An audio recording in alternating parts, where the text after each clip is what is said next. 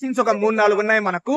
And ఈ మూవీలో నా పాయింట్ ఆఫ్ వ్యూ లో చెప్తాను, ధనుష్ కంటే సందీప్ కిషన్ కంటే మూవీలో హీరో ప్లస్ హీరోయిన్ ఎవరా అంటే ధనుష్ వాళ్ళ చెల్లెలు దుషార విజయన్. ఆ అమ్మాయి అయితే నిజంగా యాక్టింగ్ ఎరగదీసింది, ఎవరికైనా చూసిన వాళ్ళకి తెలుస్తుంది. సో ఓవరాల్ గా అంటే ఏఆర్ రెహమాన్ బీజిఎం కూడా చాలా బానే ఉంది.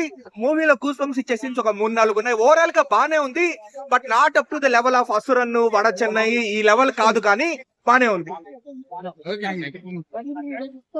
నేను మన ధనుష్ గారి రాయన్ మూవీ చూసేసి రావడం జరిగింది. అండ్ రాయన్ మూవీ ఎలా ఉంది హానెస్ట్ గా చెప్పాలి అంటే, నేనైతే నిజంగా మంచి ఎక్స్పెక్టేషన్స్ తో వచ్చినాను. నా ఎక్స్పెక్టేషన్స్ కి ఒక 85% రీచ్ అయింది అనమాట.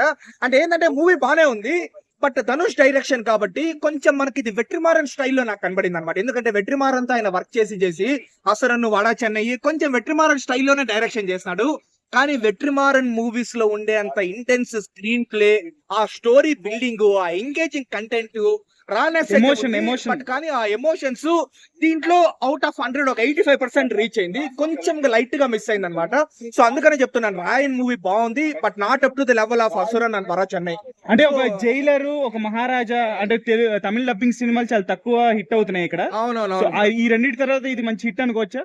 జైలర్ ఎందుకు హిట్ అయిందంటే మేజర్ అనిరుద్ బీజిఎం అనమాట. And special entries. మహారాజా అయితే జెన్యూన్ హిట్, కంటెంట్ చాలా బాగుంది. ఇది ఆ లెవెల్ కి కాదు, అదే చెప్తున్నాను కదా, 80% ఆఫ్ దోస్ మూవీస్ అనమాట.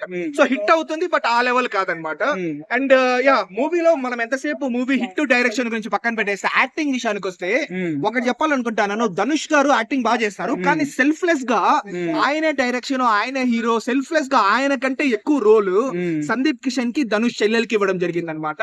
సో సందీప్ కిషన్ యాక్టింగ్ బాగుంది. అండ్ ఈ మూవీలో నా పాయింట్ ఆఫ్ వ్యూ లో చెప్తాను, హీరో కావచ్చు, హీరోయిన్ కావచ్చు, మూవీలో ఒక స్పెషల్లీ మనకి ఇంపాక్ట్ ఇచ్చేది ఎవరు అంటే ధనుష్ వాళ్ళ చెల్లెలుగా చేసిన అమ్మాయి దుషార విజయన్ అనమాట. ఆ అమ్మాయి చాలా బాగా చేసింది. సో కాస్ట్ యాక్టింగ్ అంతా కూడా బాగుంది. అండ్ మూవీలో ఇంటర్వెల్ ముందు నుంచి నిజంగా కొంచెం ఎక్సలెంట్ గా ఉంటుంది అనమాట. ఇంటర్వెల్ ముందు సీన్ నెక్స్ట్ లెవెల్ లో ఉంటుంది. అండ్ సెకండ్ హాఫ్ లో క్లినిక్ లో ఒక ఫైట్ వస్తుంది. అదైతే నేను రీసెంట్ టైమ్స్ లో ఒక అమ్మాయి నుంచి ఇలాంటి న్యాచురల్ ఫైట్ అయితే నేను ఈ మూవీలోనే నేను చూస్తా ఉన్నాను.